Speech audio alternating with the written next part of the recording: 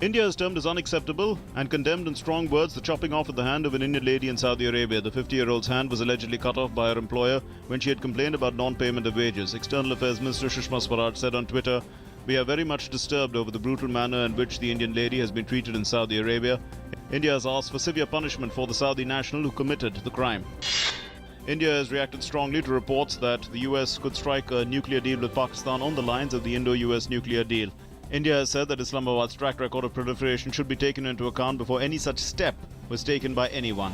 External Affairs Ministry in a statement said that India got the deal on the basis of its own impeccable non-proliferation record. With less than 2 days left for election campaigning to come to an end in Bihar's first phase of polling, political activity has become high-pitched in the constituencies. Prime Minister Narendra Modi was on the second consecutive day of campaigning in Sasaram and Aurangabad. JDU leaders Nitish Kumar and Sharad Yadav, RJD chief Lalu Prasad, and leaders of different political parties are also on the campaign trail. The first phase of polling is on the 12th of October. Prime Minister Narendra Modi has advised the people to follow the President's message of maintaining tolerance and plurality of Indian civilization. The PM urged people to fight against poverty and not against each other and to pay no heed to hate speeches.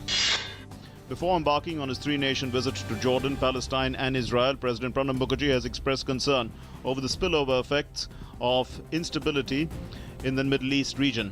He said that India is convinced that terrorism can be rolled back only through comprehensive and coordinated international cooperation.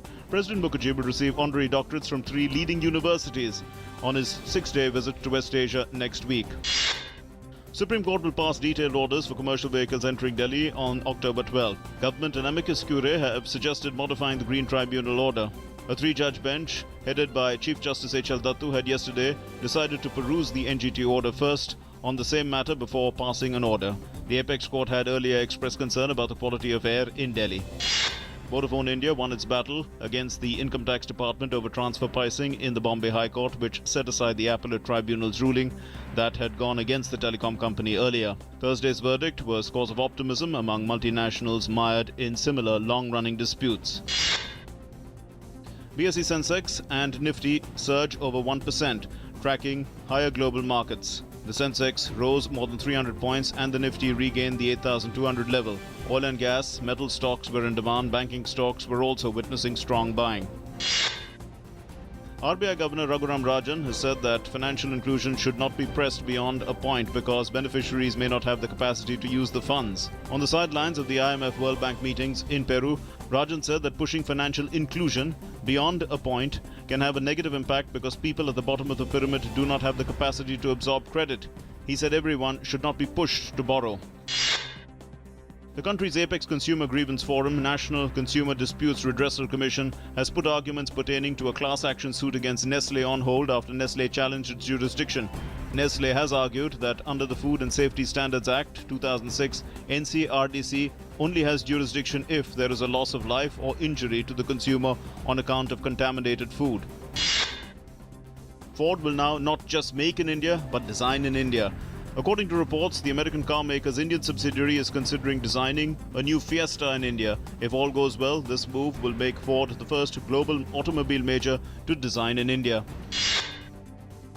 German police swooped on Volkswagen's headquarters on Thursday, carrying away files and hard disks in an investigation into a massive emission scandal. Private apartments were also raided in Volkswagen's hometown. The company's US chief has extended an apology to US Congress and has taken full responsibility for their actions. The crisis at Volkswagen has recalled 389 units of its best-selling model Polo in India.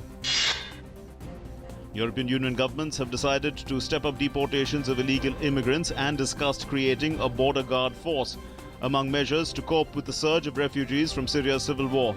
The agreement also spoke of exerting more leverage on African and other states, including via aid budgets, to make them accept the return of citizens refused entry into Europe. PepsiCo is reported to have informed BCCI that it does not want to continue to sponsor the controversy-hit Indian Premier League. Pepsi had acquired rights for a 5-year period up to 2017.